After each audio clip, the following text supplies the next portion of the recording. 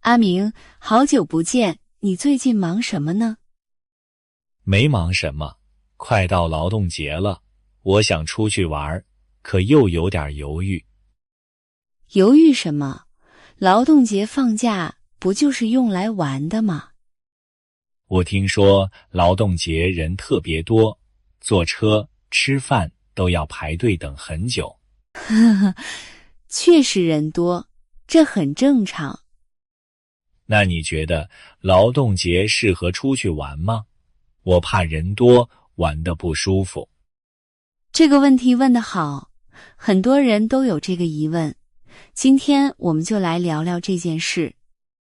太好了，我还忘了，劳动节具体是哪天呀？没关系，中国的劳动节是5月1日，每年放3天假，大家都会趁这个时间休息、出游。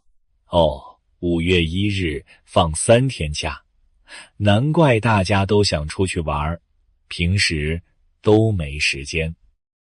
对呀，平时大家都忙，只有放假能陪家人朋友出去看看。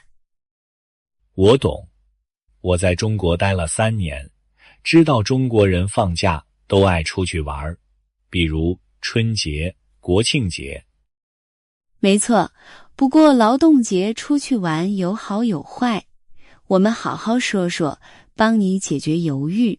太好了，我就是怕人多，坐车、吃饭排队，玩一天下来特别累，反而不开心。我特别理解，我去年劳动节和朋友出去玩，坐车比平时久1倍，吃饭也排了很久队。这么挤吗？那你玩得开心吗？一开始不太开心，但和朋友在一起就好了。而且劳动节天气不冷不热，特别适合出门。天气好太重要了，我最怕热，也最怕冷。劳动节的天气刚好。对呀，我们就说说劳动节出游的优点和缺点，你就知道该不该去了。好，我认真听，听完就决定去不去玩。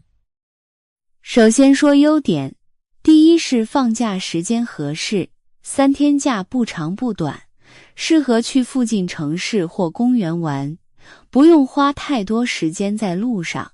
对，3天假刚好，不用走太远，也能好好休息，回来也不用补班、补作业。没错，比如在上海，3天假可以去苏州、杭州，坐高铁1个多小时，很方便。我去过苏州，那里很美，有很多好看的房子和小桥，适合慢慢玩。第二个优点就是天气好，劳动节中国大部分地方是春天，不冷不热，散步、爬山都合适。我同意。去年劳动节我去了颐和园，天气特别好，比夏天、冬天舒服多了。哈哈，没错，还有一个优点，能和家人朋友一起玩，增进感情。对，平时大家都忙，放假一起出去玩，聊聊天，特别开心。是啊，我去年和妈妈去天津，吃了包子，逛了古文化街，虽然人多，但很开心。太温馨了，我也想和中国朋友一起去，平时我们都要上课。那你就趁劳动节和他们去呀。不过我们也要说说缺点，就是人太多。对，这是我最担心的。坐车、吃饭、逛景区都要排队，太麻烦了。是啊，热门景区比如故宫、外滩，劳动节人特别多，拍照、走路都要慢慢等。哇，太挤了！我上次国庆节去故宫，人挤人，都没看清里面的房子。国庆节人更多，劳动节也不少。还有一个缺点，酒店、车票会比平时贵一点。我听说了，我朋友去年去旅游，酒店贵了一半，有点不划算。没错，但只要找对方法，就能解决这些问题，玩得开心。真的吗？快告诉我方法，我太需要了。别着急，方法很简单，刚好对应缺点，大家都能做到。好，我记下来，以后出去玩能用。第一个方法，避开热门景区，选小众的地方，比如附近的公园、小镇，人少，玩得舒服。太好了。比如，我可以去上海的郊野公园，人少，有花有树，还能野餐，对吗？对呀，郊野公园劳动节人不多，不用排队，比去外滩舒服多了。记下了，避开热门景区。那第二个方法呢？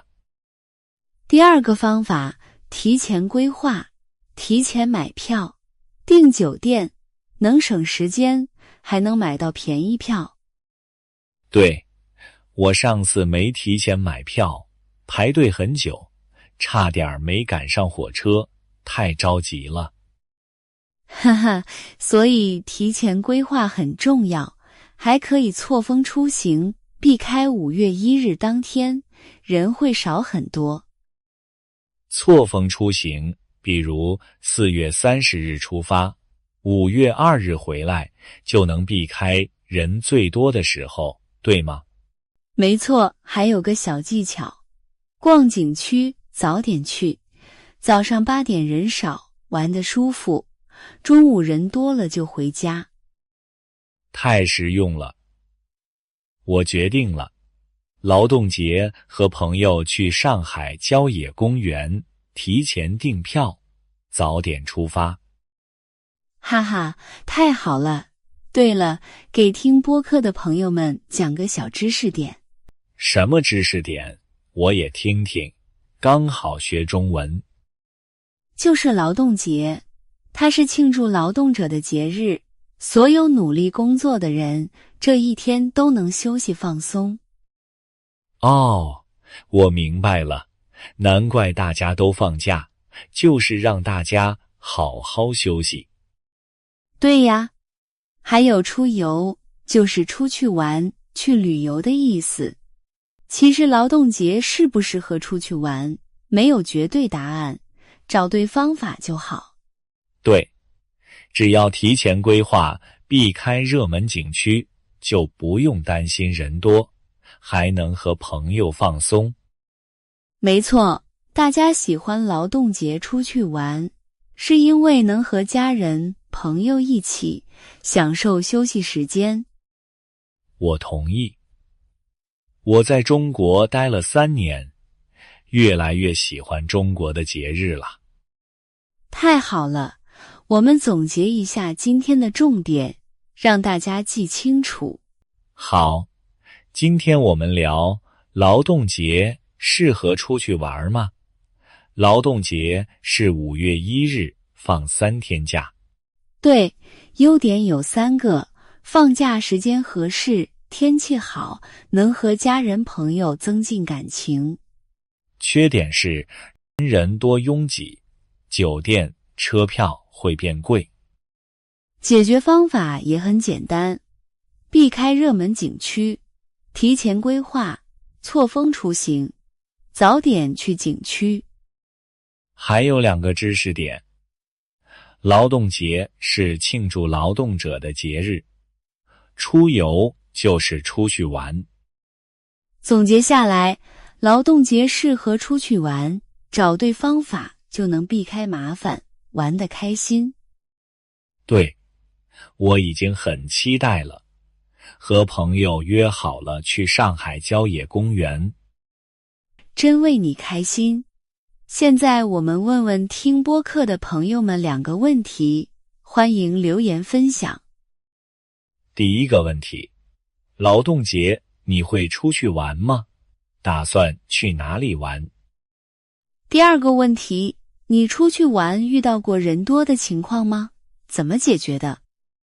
大家一定要留言告诉我们，我们很期待看到你们的分享。对呀，不管出去玩还是在家休息，都可以留言和我们交流。好了，今天的节目就到这里，感谢大家的收听。我们下次再见。